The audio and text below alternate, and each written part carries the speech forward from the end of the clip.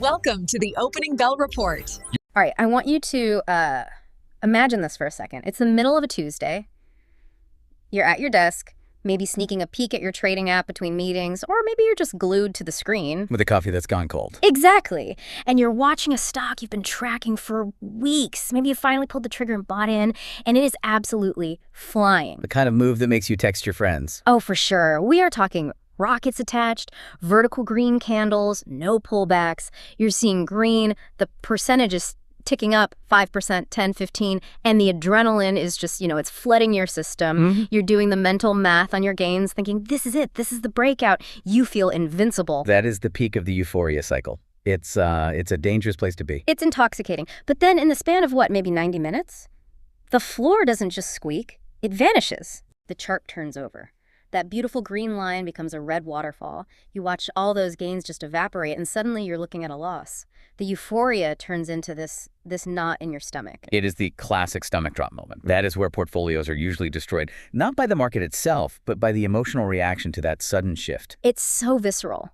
And that specific scenario, that massive soar followed by a sharp, terrifying plummet, is exactly the crime scene we are unpacking today. It is. We're looking at a very specific case study involving Immunity Bio, ticker symbol IBRX. That's right. And specifically, we're doing a deep dive into an analysis report that focuses on a recent, very dramatic day of price action for Immunity Bio. The title of the focus today is basically The Perfect Trap. Why smart money is buying this IBRX flush. The perfect trap. I love that. It sounds like a thriller. But it really sets up the central mystery here. Was this drop a sign of a crash, a pump and dump, get out while you can? Or, as this report suggests, was it something else?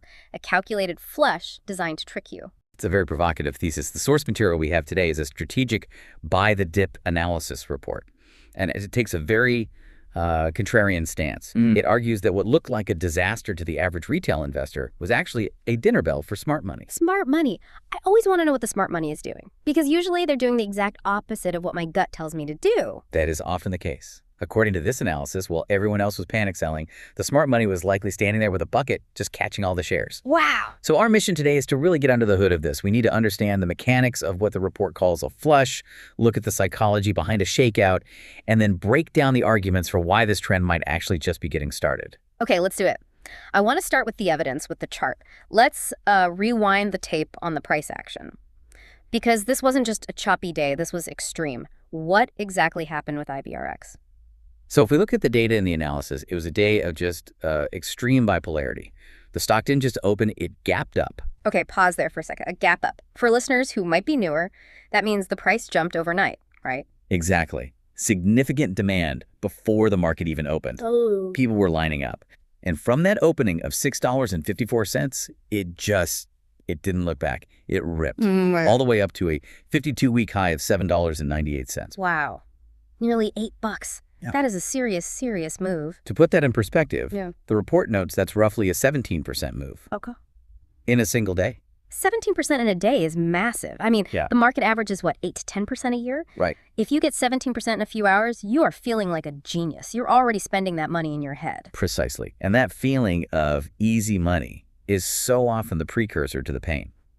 Because after hitting that high, the character of the trading changed instantly. Oh boy. There was a sudden sharp rejection. The price fell all the way down to a low of $6.08. Ouch. So it gave back almost all the gains and then some? It went lower than the open. It did. Dropped right below the opening price. Which, on a chart, that looks ugly. It feels like the rug has been pulled. But, and I know there's a but coming, it didn't stay down there. It did not. And this is a key point in the analysis.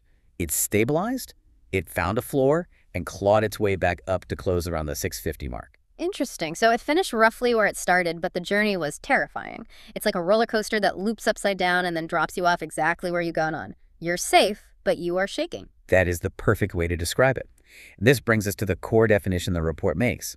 It distinguishes between a crash and a flush. Okay, what's the difference? Because when I see a red line going straight down, it all looks like a crash to me. My brain isn't making that distinction in the moment. A crash usually implies a fundamental break. Something is broken, the company, the sector, the whole market. The trend is over. Get out. So a crash is structural damage. Got it. Right. The report argues that what happened here was a shakeout or a flush. It points out that after a 17% parabolic move, some profit taking is not just normal. It's healthy. Healthy. That sounds like what a doctor says right before giving you a shot. This will be healthy. It's necessary market hygiene. Yeah. I mean, think about the day traders.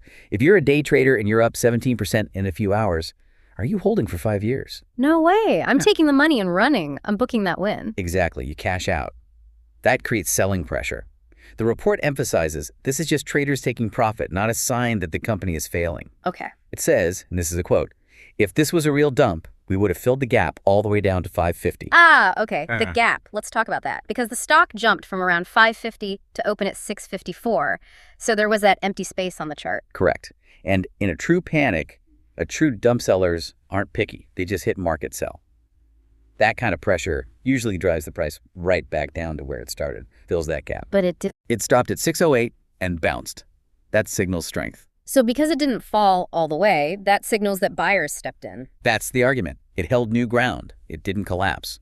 The report argues this shows that buyers, the so-called smart money, are still in control. They absorb the blow. So the argument is basically, calm down, it's just people cashing in lottery tickets, it's not the house burning down. That's the gist. Yeah. But to really understand why the report is so bullish, despite that drop, we have to look at why it went up in the first place. You don't get a 17% gap up without a catalyst. Right. Stocks don't just decide to jump 17% for no reason. What was the fuel behind that initial rally? The report points to what it calls hypergrowth metrics. We're not talking small incremental gains here. The company reported a massive 700% year-over-year increase in revenue. Wait, hold on. Did you say 700%? 700%. Okay, that is not a typo. That's incredible. I mean, in business, double-digit growth is good. Triple digits is great. 700 is a different stratosphere. It is. Now, to be fair, biotech often deals in small numbers initially, so percentage jumps can be high. But this isn't just a math trick. The report specifically says this is because the launch of Anktiva is working. The sales are real. This isn't just hype, it's actual revenue. So this is the crossing the chasm moment. They have a product, it's launched, and it's actually selling. That's the dream for any biotech, moving from lab science to business. Precisely. It validates the whole model, and on top of that, the report highlights a $113 million revenue projection and plans for global expansion. Okay, so when you look at those numbers, 700% growth, 113 million projected, that initial jump to $8 makes a lot more sense. The market is trying to reprice the company based on this new reality. It is a repricing event, and this is where the expert insight from the report really shines. It connects these fundamental dots to how institutional investors behave. Okay. The report argues that smart money, hedge funds, big institutions, they're focused on that 113 million number.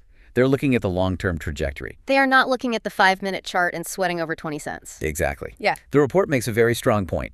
Institutions do not buy the news and sell the same day. They accumulate.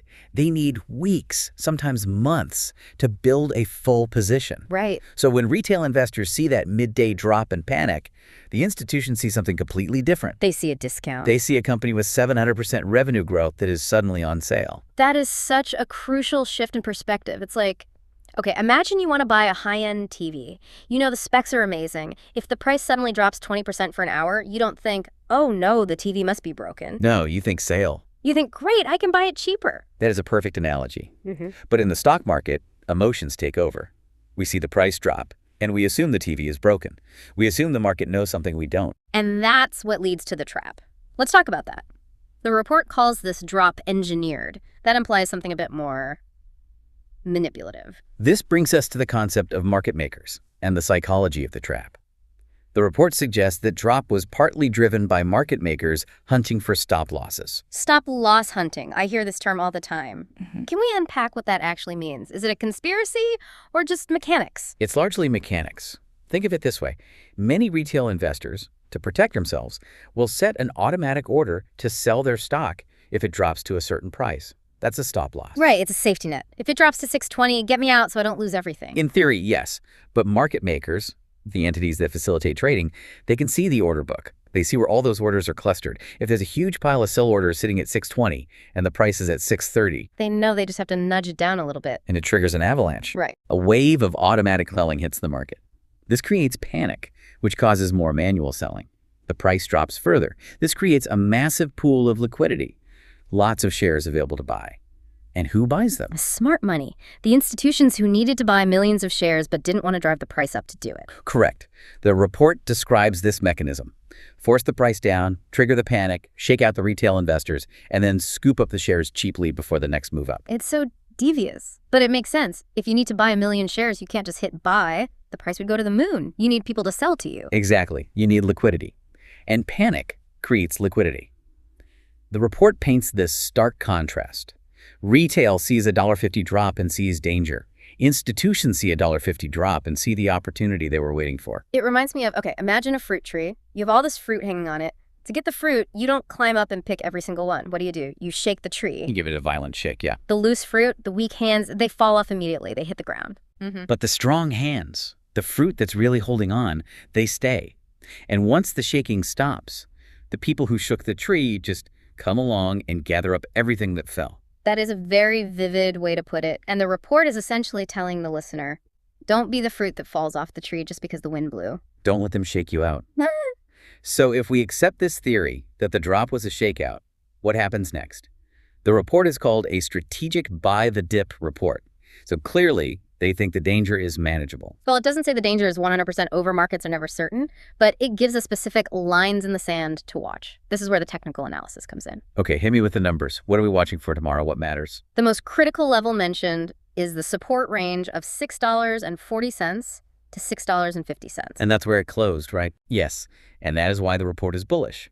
It notes that the stock held this line into the close. It didn't break down and stay there. The report predicts that if it continues to hold this level, we're looking at a move right back to retest $8. So holding the line is key. But what if it dips again? You mentioned earlier something about a gap fill. Right. In technical analysis, there's a theory that gaps on the chart tend to get filled. Since the stock gapped up from around 550, there's that empty space. It's like a vacuum. And nature hates a vacuum. Exactly. The report argues if this is a real dump, it would have fallen to 550 to fill that gap immediately. The fact that it didn't is a sign of strength. However, there's always a backup plan. The report does identify a safety net.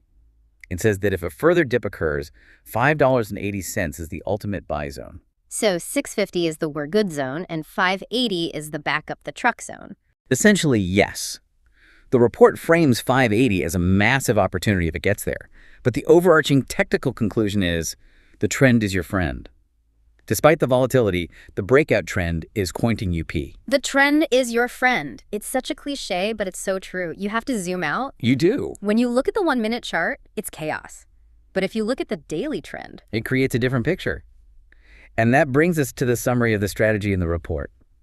It really challenges the listener to change their mindset about volatility. There was a quote in there I loved. It was something like, if you can't handle the flush, you don't deserve the flush up. That is tough love. If you can't handle the flush, you don't deserve the flush up. It's basically saying volatility is the price of admission. It is the toll you pay for the potential of high returns. You can't have the 700% growth potential without the occasional scary afternoon. If you want a safe, smooth ride, you buy a treasury bond. If you want explosive growth, you have to endure the flush. So let's recap the bull case here, just so everyone is clear. It seems like a combination of factors. Sure. It's a three-legged stool. First, fundamentals. You have that staggering 700% revenue growth from Activa.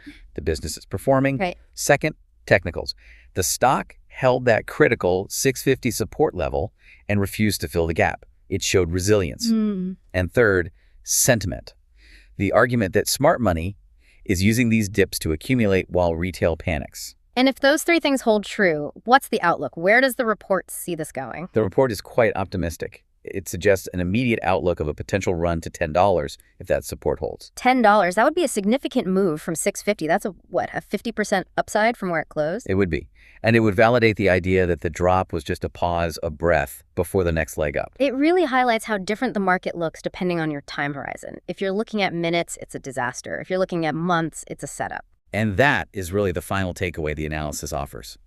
It suggests that emotional reactions to intraday volatility are the primary reason investors miss the bigger picture.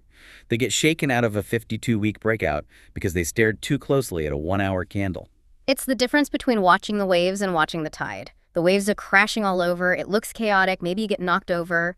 But if you look at the shoreline, the tide is undeniably coming in. Beautifully put. And in this case, the report argues the tide is definitely coming in. This has been such a cool look into how traders analyze these wild moves. It's not just about the numbers, it's about the story the numbers are telling. Psychology as much as finance. It always is. The numbers are just the footprints. You have to figure out what kind of animal is making them. Before we wrap up, I want to leave you, the listener, with a thought. We talked a lot about smart money versus retail today. So the next time you're looking at your screen and you see a chart turning bright red and you feel that panic rising, I want you to ask yourself a question. What's the question? Are you reacting to the color on the screen? Or are you looking at who is on the other side of the trade? Because for every share you sell in a panic, someone else, maybe someone with a lot more data than you, is buying it. Who are you selling to? That is the question that separates reaction from strategy. Exactly. Are you feeding the smart money or are you becoming the smart money? Something to chew on. All right, that's a wrap for this deep dive into the IBRX analysis. Remember, we are just exploring the report. This isn't financial advice from us. Do your own homework. Do your own homework, read the charts, and stay curious. And keep an eye on that 650 line. Will do. Thanks for listening, everyone. Don't forget to like, share, and subscribe for more.